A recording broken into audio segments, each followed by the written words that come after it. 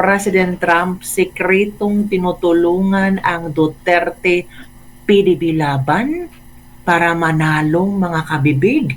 Nako, anong klaseng chismis yan kabibig?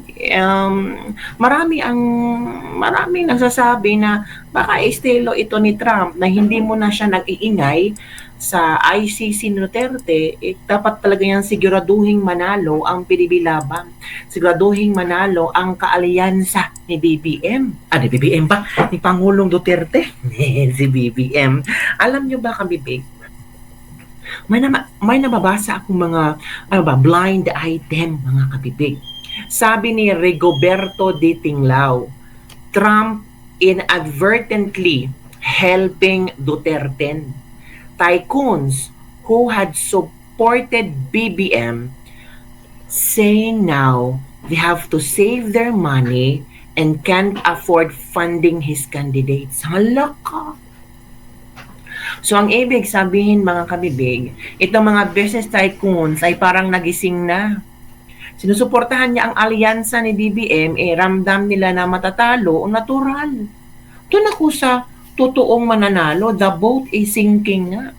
And knowing itong mga tycoons na ito ay mga baka mga to ni Trump, di ba? Ito pa, BBM senatorial candidates, local leaders no longer campaigning or defecting to Duterte.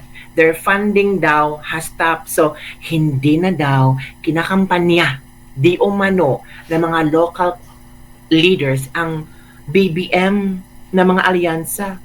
Ang iba, ang ginawa ng mga local leaders, dinadala na nila ang Duterte. Nako. Kasi daw, ang funding daw ng BM senatorial candidates ay hindi na daw naibigay, na-stop na daw. Ito baka sabihin yung gawa-gawa ko lang yan. Ito, nabasa ko lang at i-interpret. Mga chika-chika lang to kabibig pa. From Rigoberto D. Tinglao. Knowing Rigoberto D. Tinglao, marami na yung mga sources din yan. Diba sunod nating basahin. Ito na.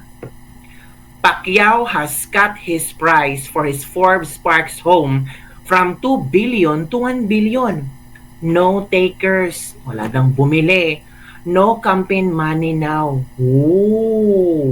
Wala nang campaign money si BBM. Si Pacquiao. Ito pa. Patay. The usual tycoons BM has been arm twisting for campaign funds are away now for Holy Week vacation in off-the-grid locations. Their secretaries daw can say when they'll be back. Naku po, paano yan? Yun na nga ang sinasabi ng mga iilan na parang iba na ang nangyayari ngayon. Kasi sa latest survey mga kabibig, ito sa latest survey, pakita ko sa inyo ang latest survey meron pang blind item si Maui Spencer mga kabibig. Ano ba yan kabibig? Ang dami mong dalang chika. Sige, ito ang blind item ni Maui Spencer. Ano yan? Tingnan nyo. Sabi ni Maui Spencer, sino-sino itong mga senatorial candidates ni UAM na pinapaatras na ng pamilya sa pagtakbo dahil namumulubi lang sa gastos at baka matalo lang. Halak. Sino kaya itong mga senatorial candidate na ito na sabi ng pamilya, stop na kayong kasi matatalo talaga kayo sa PDP laban sa Duterte. Ramdam nila na parang hindi na sila makakabangon parang iba ang ihip ng hangin kasi nga mga kabibig, mas inuna pa ng kanilang leader ang pagpapa-aresto ni Tatay Digong papuntang ICC. Malaking epekto ito, nagising ang maraming DDS. At hindi lang nagising ang maraming DDS, marami sumasimpatya kay Pangulong Rodrigo Roa Duterte. Mas lalong nagalit ang mga tao sa BBM administration. Sinong naapektuhan? Ang alyansa ni BBM. Kaya itong si Aimee, strategist. umalis agad sa alyansa kasi alam niya madadamay siya. Masisira ang pangalan niya. Anong ginawa niya? Kailangan ma-maintain ang friendship niya kay Sara Duterte. Kasi alam ni Aimee na tatargetin talaga ng madlang people ang alyansa ni BBM. Tatargetin talaga at hindi yan iboboto. So si Aimee, matalino, friendship pa sila ni VP Sara, sinunggaban ang oportunidad. Nagpa-Senate hearing, na-appreciate naman na maraming Pilipino ang ginawa ni Aimee Marcos sa Senate hearing. Akala natin kaek-ekan na lang yung Senate hearing ni Aimee Marcos. Hindi pala. Maraming nabunyag. At nang nabunyag yon, mas lalong nalugmok ang alyansa ni BBM. Mas lalong nagalit ang mga tao sa BBM administration at sa alyansa. Damay-damay talaga ang senator ni BBM. At nabigla na lang tayo na itong si Camille Villar ay inendorso ni VP Sara. Knowing itong mga Villar is on the side of mga Duterte. Di ba sabi ni Cynthia Villar na hindi niya sinang ayunan yung pagdakip at pag-aresto ni Pangulong Duterte at dahil doon parang lumambot ang puso ng mga Pilipino sa mga Villar. Diba? At wala namang hidwaan ang mga Villar at mga Duterte. Kaya safe na safe si Camille Villar ngayon. Mas lalong madaming boboto kay Camille Villar kumpara kay Aimee Marcos kasi meron pang kulang pa. Sabi ng iba, sige, iboboto natin si Aimee kung aamin siya na bangag ang kapatid niya. Grabe naman ng mga netizen. Madaming request ang mga netizen, Senator Aimee Marcos. Pagbibigyan mo kaya, Senator Aimee Marcos.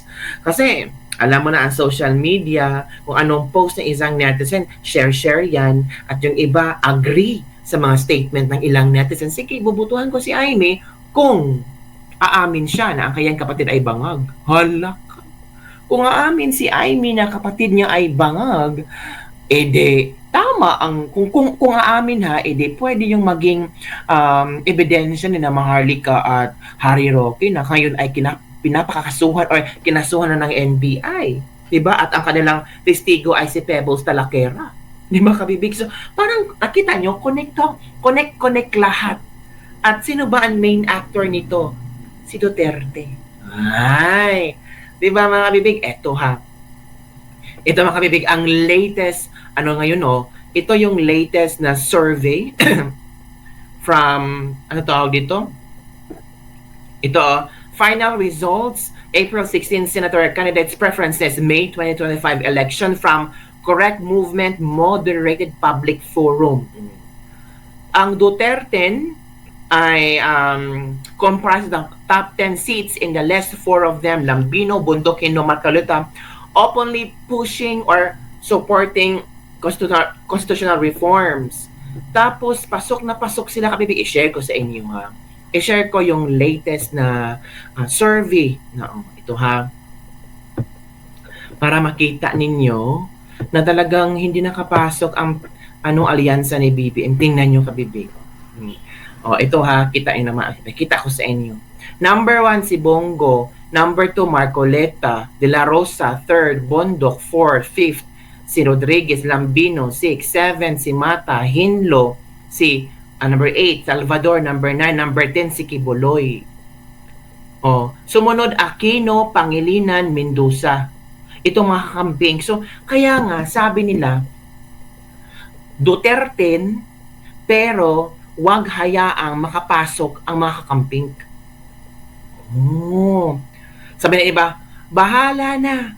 Botohan nyo si Camille Villar or si Aimee Marcos. Pwede pa naman niyang makausap ni VP Sara, pero itong Aquino, Pangilinan, Mendoza, imposible talaga. Baka itong tatlong ito ay pwedeng kaalyansa ni Risa Hontiveros at iba para ipabagsak ang mga Duterte at ma-impeach si VP Sara. Kaya wag daw hayaan makapasok si Aquino, Pangilinan at Mendoza. Di Guzman, Matula at yung mga kakamping. Ito ito yung ranking, mga kabibig. Kita nyo naman dyan, no? Yan ang ranking. So, Aquino, Pangilinan, Mendoza. Sabi na iba, hayaan na lang natin si Aimee makapasok or si Camille Villar or si Hunasan. Makapasok sila. para safe na safe pa rin si Inday Sara. At sabi pa dito daw, parang ano daw, parang nalungkot si Tatay Digong. Oo. Kasi sa mga ibang survey, 4 lang daw ang nakapasok sa PDP Laban. Nalungkot si Tatay Digong kasi hindi na napagbigyan ng mga pro Duterte or mga DDS ang kanyang kahilingan na ipasok ang PDP Laban. Nalungkot si Tatay Digong, mga kabibig. So yun mga kabibig, ito yung latest ngayon survey. Ang layo ni Lacson, ni Castro, ang layo talaga. Si Marcos, 24 na lang si Amy Tulfo Erwin, 25. Ang layo pala ni Erwin. Tulfo Erwin, malayo talaga. Si Pacquiao, number 36 na lang. Rebilla, number 40. Di ba? So, pang ilan si Villar? Villar, number 31st. So, si Hunasan ha? Hunasan, nasa ba si Hunasan? Hunasan, marang wala yata si Hunasan dito, no? Hindi ko nakita. Pag ilan si Revillame, 53. Tulfo Ben, 34. Si Revillame, 34 si Revillame, 33 si Tulfo. Nasaan ba si Hunasan? Parang hindi ko kita yung pangalan ni Hunasan dito. Diba? Ito yan, Ay, si Abalos, pang ilan? Number 16. Diba? Ay, Hunasan, number 14. Diba? Number 14 si si Espiritu, number 15. Diba, mga kabibig? So, my advice si Sas Rogando Sasot sa ating lahat. At pakinggan natin kung ano ang advice ni Sas Rogando Sasot. Unahan natin si Banat Bay. Ano ang kanyang advice para sa ating lahat? Kasi yung iba, parang naguluhan kung iboboto ba nila si Amy Marcos or hindi. Baka mag-leave the blank na lang sila sa number 11 at number 12. May advice si Banat Bay? Yung mga nagtatanong sa akin kung iboboto ko daw si Senator Amy, idadagdag ko po ba siya doon sa 10? Una-una sa lahat, mga kababayan, dapat yung pong dagdagan yung 10, wag lamang nyo ililivyan ng blank kasi delikado, baka i-shade pa ng ibang tao yan. Kaya mabuti na mo lang yan, lagyan mo ng 2, pag-aralan mo ng mabuti. Ngayon, si Senator Amy Bay, aking isasama doon. As of now, hindi. Gusto ko yung ginagawa niya sa Senado, pero hindi ibig sabihin nun isasama ko na kagad siya. Hindi naman po pwede nating mahusgahan ng tao sa isang gawain lamang. Kailangan po consistency sa buong kanyang paninindihan bilang senador at bilang mga local government official. Yun ang una ko. Pangalawa, meron na akong nakalagay doon sa 2 kong yun. So, hindi po siya kasali doon. Nandun si Busita at si Villar. Salamat po. Yung mga nagtatanong sa akin kung iboboto ko daw si Senator Amy, idadagdag ko po ba siya doon sa 10?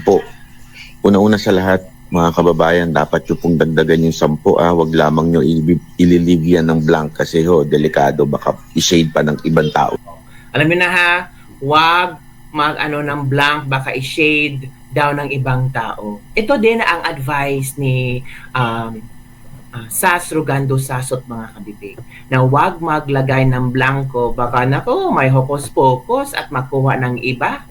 Ito ang sinabi ni Sas Rogando Sasot, mga kabibig. Makinig tayo. Kailangan yung i-vote straight ang Duterte.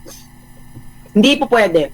Kailangan vote straight Duterte. Huwag kayong mag-iiwan ng blanco sa mga senador dahil ang gagamitin sa cheating. Sinasabi ko sa inyo, yung undervote na count, i-distribute nila yan.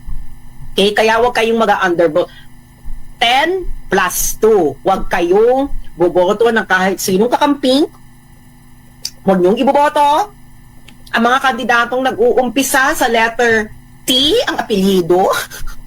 Kailangan, Bongo should be number 1. De La Rosa should be number 2 in the counting. Ganyan Bongo, De La Rosa. Pwede naman De La Rosa number 1, pero ngayon kasi namamayagpat si Bongo Okay? At wala dapat kakamping candidates ang pumasok. Tama na yan, na-i-plus natin yung Senadoro.